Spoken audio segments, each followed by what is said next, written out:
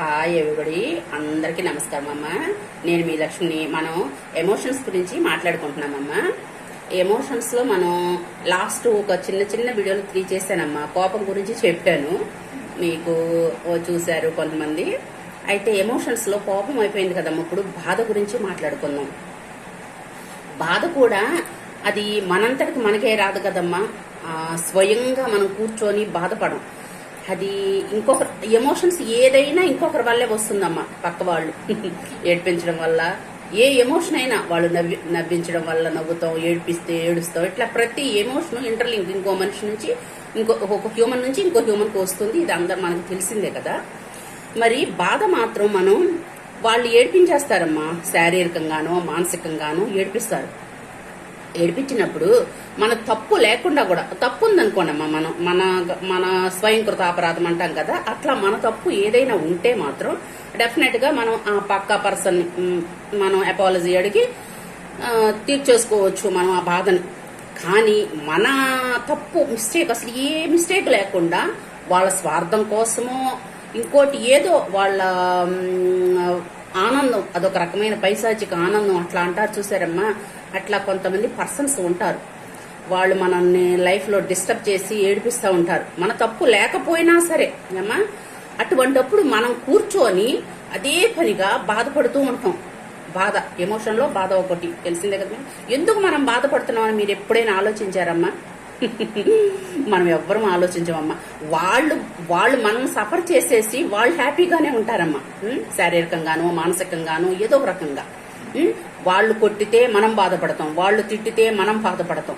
అసలు ఈ యొక్క థాట్ మనలో ఎవరికైనా వస్తుందా? మనమే ఎందుకు బాధపడాలి? మన తప్పు లేకపోయినా, తప్పు ఉంటే ఇందాక నేను చెప్పినట్లు అపాలజీ అడగటం అయిపోతుంది.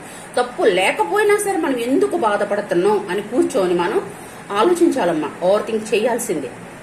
చేస్తే మనకు తెలిసిపోతుంది అసలు మనం ఎందుకు బాధపడుతున్నాం.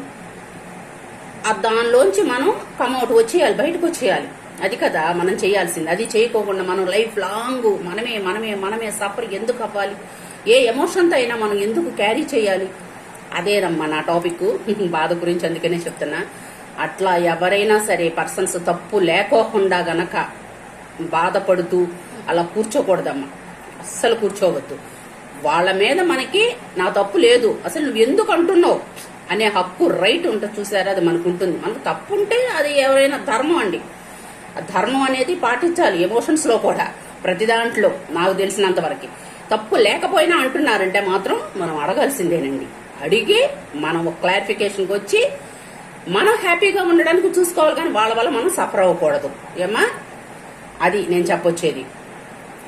తర్వాత ఏంటంటే వాళ్ళు అనేస్తారు, వెళ్ళిపోతారు, సరే బాగుంది. కానీ మనం రియలైజ్ అవ్వకోకుండా మనం ఆ బాధనే పెట్టుకొని అలా కొంతమంది అయితే లైఫ్ లాంగ్ పెట్టేసుకుంటామండి. అంటే చాలా సో మెనీ టైం అనమాట. అట్లా పెట్టేసుకొని మనం ఫీల్ అయిపోతా ఉంటాం. ఫీల్ అయిపోయి మనమే ఎందుకు అట్లా ఫీల్ అవ్వాలనేది నా క్వశ్చన్ అండి. అలా మనం ప్రతి వాళ్ళని ఒక క్వశ్చన్ వేసుకోవాలి.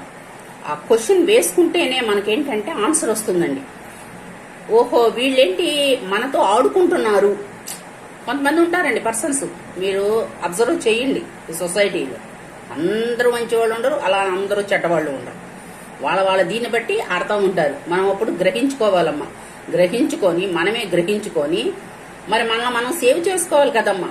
అందులోంచి మనం బయటకు రావాలంటే మనం సేవ్ చేసుకోవాలంటే మనం చాలా వరకు మనము ఇంకొకళ్ళకి మనం ఏంటంటారు, ఏ ఎమోషన్లోనూ మనం స్కిడ్ అవ్వకూడదమ్మా. స్కిడ్ అయ్యామనుకో అమ్మా, అవతల వాళ్ళకి ఏంటంటే మనం ఛాన్స్ ఇచ్చినట్టే. అప్పుడు ఏంటి ప్రతిదీ ఏంటి, కోపం గాని, బాధ గాని, సంతోషం, ఆనందం, ఏది కూడా అది ఎంతవరకే లిమిట్స్ అంతవరకే వాళ్ళతో మనం షేర్ చేసుకోవాలమ్మా. నేను చెప్పేది మాత్రం గట్టిగా అది షేర్ చేసుకోకుండా మనం ఏంటంటే మనం అందరూ మంచిగా ఉంటారులే అని మనం అందరితో విపరీతంగా మన ఎమోషన్స్ ని షేర్ చేసేసుకోవడం వల్ల మనం లాస్ అవుతామమ్మా. అర్థమైందా? మనం లాస్ అవుతాం. అది ఎంత రిలేషన్ అయినా కానమ్మా. రిలేషన్స్ ఏంటంటే అమ్మా ఎప్పుడు ఒకలాగా ఉండవు కదా, మీకు తెలిసిందే, ఉండవు. వాళ్ళు ఏంటంటే ఒక నిక్ ఆఫ్ ద టైం వచ్చినప్పుడు మనకి డెఫినెట్ గా ఆ యొక్క ఇది చూపిస్తారు మనకి. అప్పుడు దాకా బాగున్న వాళ్ళు అప్పుడు సడన్ గా ఇదైపోతారు ఏమా. మరి అప్పుడు మనల్ని మనం సేవ్ చేసుకోవాలి కదా. మన సైడ్ నుంచి తప్పు లేదు, అయినా మనమే ఎందుకు సఫర్ అవుతున్నాం ఈ బాధతో మనం ఎందుకు కృంగిపోవాలి అని మనం గట్టిగా ఒక డెసిషన్ తీసుకోవాలమ్మా.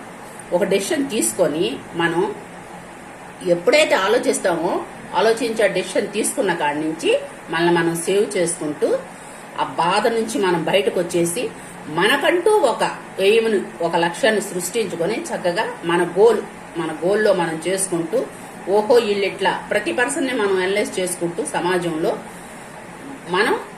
మనం బిల్డ్ చేసుకుంటూ మనం ఎదగాలమ్మా. అంతేగాని మనమే బాధపడుతూ ఓ మూల కూర్చొని, పూర్వం రోజులు ఇప్పుడు ఎవరు లేరులే అమ్మా అట్లా, మాక్సిమం సైకలాజికల్ గా అందరూ ఒక ఏమంటారు దాన్నంటే ఒక ఫిట్నెస్ కి వచ్చేసారు. మెంటల్ ఎబిలిటీ పూర్వం ఉండేది మా జనరేషన్ లో. అప్పుడు నేను కూడా అట్లా బాధపడిందా నేనమ్మా. అందుకని మీకు అంత గట్టిగా చెబుతున్నాను. ఇప్పుడు లేదు అసలు ఆ ప్రాబ్లం. బాధపడతామనేది తీసి పడేశారు ఎవరి పర్సన్ ఏమ్మా. అది అంతే మీకు చెప్పొచ్చేది. ఓకేనమ్మా, బాయ్ బాయ్, థ్యాంక్ యూ.